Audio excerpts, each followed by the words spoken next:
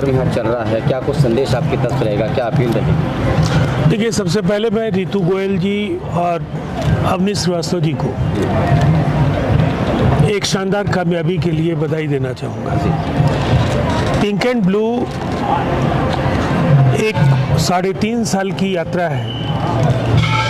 Women harassment को लेकर के जो भी इनकी उपलब्धियां हैं, अनेक ऑर्गेनाइजेशंस में एक्सटर्नल मेंबर्स यहाँ से ट्रेन होकर गए हैं और वो कहीं ना कहीं महिलाओं को न्याय दिलाने का काम कार्यस्थल पर काफ़ी अच्छे तरीके से कर रहे हैं। एक संगठन की जो सबसे बड़ी कामयाबी है, आपने जिनको ट्रेन किया वो पॉश एक्ट को बेहतर तरीके से समझें और जिन इंस्टीट्यूशंस के अंदर एक्सटर्नल मेंबर के तौर पर आप गए हैं वहाँ बेहतर तरीके से अपने जिम्मेवारियों का निष्पक्षतापूर्वक आप उसका निर्वहन करें। एक बात बहुत ही साफ है, हिंदुस्तान की आज़ादी के 50 साल के बाद पहली बार अगर भावरी देवी का प्रकरण नहीं हुआ होता तो शायद विशाखा गाइडलाइंस की स्थिति नहीं आती और उसके लगभग 2 दशकों के बाद, 1.5 दशक के बाद 2013 में पॉश का कानून बना है।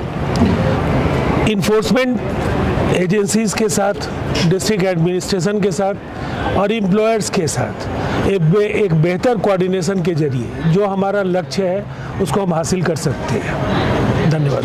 जहाँ एक तरफ सरकारें काम कर रही हैं इस मुद्दे को लेकर और फिर ऐसी संस्थाएं काम करें, तो क्या कहेंगे इसके लिए, किस तरीके से देश का? देखिए, सरकार की अपनी भूमिका है, लेकिन जब तक आप मेंबर्स को ट्रेन नहीं करेंगे, बिल्कुल बिल्कुल, तो फिर उन इंस्टीट्यूशंस में चाहे वो इंटरनल कमेटी बने या एक्सटर्नल मेंबर के तौर पर आप वहाँ इम्पार्शियलिटी को इंश्योर करने के लिए आप जाएं।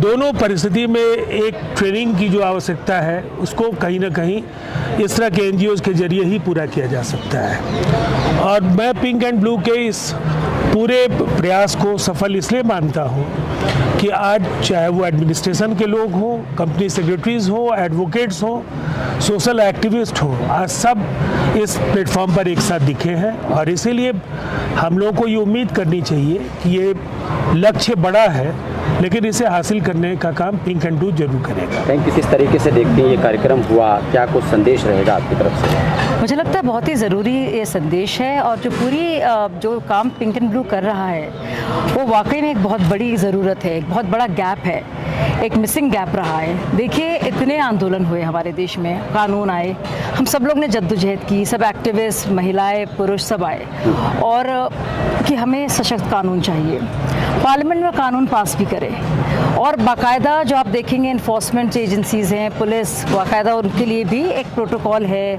गाइडलाइंस हैं कि किस तरह से उनको पेश आना है। लेकिन कहाँ है वो लोग जो ट्रेन कर सकें इस मामलों में? तो वो जो एक बहुत बड़ा गैप है स्टेक होल्डर्स के बीच में, उस वैक्यूम को फिल करने के लिए ये जो एनजीओ जो काम कर रहा है पिंक एंड ब्लू और बहुत ही मुझे लगता है संवेदनशीलता के साथ, मुझे इससे बेहतर और कोई इनिशिएटिव नहीं हो सकता और उन्होंने बहुत कामयाबी हासिल की है। मैं सबसे मिली हूँ और मुझे लगता है ऐसा इनके काम को बहुत बड़े स्केल पर होना चाहिए, अलग अलग स्टेट्स में होना चाहिए। और मैं खुद कॉर्पोरेट कल्चर से आई हूँ, पत्रकारिता में आप ही की तरह मैं भी थी, एक वक्त उस तरफ खड़ी होती थी, बाइट ले रही होती थी। तो अच्छी संस्थाएं होती हैं, बहुत टॉप कॉर्पोरेट्स होते हैं, बड़ी बड़ी बातें करते हैं, लेकिन जहाँ तक बात होती है हरासमेंट की तो कई तरह से वो होता है और शायद मैं अपने को सार्वजनिक जीवन में इसीलिए पाती हूँ क्योंकि मुझे लगता है कि वो आवाज़ें जो दबी हुई रहती हैं, कभी घर के अंदर दहलीज के इस तरफ और कभी ऑफिसेज के अंदर भी, तो चाहे वो बंद दीवारें हों घर की और चाहे वो ऑफिसेज हों वहाँ पे भी, और चाहे महिला हो बॉस या पुरुष हो, लेकिन वो कहीं ना कहीं उनकी शिकायतें जो हैं पहुँच नहीं पाती और जो इंसाफ मिलना चाहिए तो वो इंसाफ नहीं पहुँच पाता। तो किस तरह से ट्रेनिंग हो वहाँ पे अंदर भी, इसलिए ज़रूरी है इस तरह के एनजीओज़ हों और पिंक एंड ब्लू जैसे इनिशिएटिव्स बहुत हों ताकि लोग समझें इस जिम्मेदारी को। तो ये बहुत ज़रूरी और अहम काम है और एक जो बहुत बड़ा गैप है इस पूरे चेन में, ये वो पूरा कर रहा है क्योंकि कोई फ़ायदा नहीं थे बड़े कानून होने का, ये कहने का कि FIR ज़रूर होनी चाहिए, इसको ऐसे करना चाहिए। जब आप ट्रेन नहीं करेंगे तो और प्रॉपर ट्रेनिंग के साथ क्या एग्जैक्टली है पॉश, क्या क्या कॉन्स्टिट्यूट करता है हरासमेंट किस किस तरीके से होता है, उसको कैसे हैंडल किया जाना चाहिए, ये सारी बातें, तो मुझे लगता है ये बहुत ही शानदार है। मैं बहुत ही इसको लेकर जज्बाती हूँ, क्योंकि मैंने बहुत कुछ देखा है कॉर्पोरेट लाइफ में, और मैं अलग अलग बड़ी बड़ी मीडिया ऑर्गेनाइजेशंस की भी बात कर रही हूँ, और मुझे लगता है बहुत सी लड़कियाँ अपनी बात को कह नहीं पाती हैं, घबरा कर जॉब्स भी छोड़ देती हैं, समझ भी नहीं आता उनको कि वो क्या करें। तो मुझे लगता है ये बहुत ज़रूरी और अहम चीज़ है हम सबके कार्यक्रम लिए। में जितनी भीड़ देखने को मिली, सबसे ज़्यादा महिलाओं ने यहाँ पर भाग लिया है।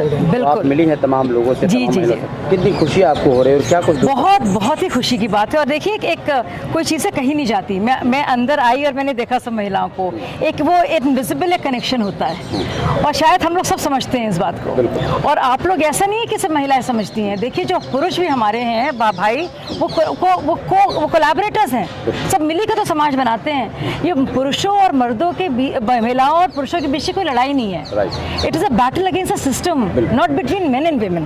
ये समझने की बात है। पूरा एक मानसिकता है, पूरा एक सामाजिक एक वो है, एक सिस्टमिक एक वो है, उसको से हमें लड़ना है, तो मिलकर ही कर सकते हैं। तो जो भी जहाँ पे जितने भी हमारे आप लोग सब हैं मेल कोलीग्स, तो आपके भी कोलीग्स हैं। सिर्फ घर में आपको अपनी बहनों को नहीं प्रोटेक्ट करना है ना। वो जो कोलीग्स हैं जो आपके साथ मेहनत करती हैं, जो आपकी वो हैं स्टूडेंट, फेलो स्टूडेंट्स हैं, तो उन सब के लिए हम सबको आवाज़ उठानी है। तो हम सब लोग का फ़र्ज़ है, तो हमेशा फुट सोल्जर्स की तरह हम लोग रहें, चाहे वो मर्द हों चाहे महिला हो। ये ऐसी चीज़ है वाकई में जो एक बहुत ज़िल्लत की तरह है। मुझे लगता है कलंक है कि एक कोई महिला काम नहीं कर पाए ढंग से, बेचारी दहलीज से बाहर निकल रही है हिम्मत करके, और वो ऑफिस में उसको सताया जाए, ये बहुत शर्म की बात है। तो मुझे लगता है इसके लिए हमें सब कुछ करना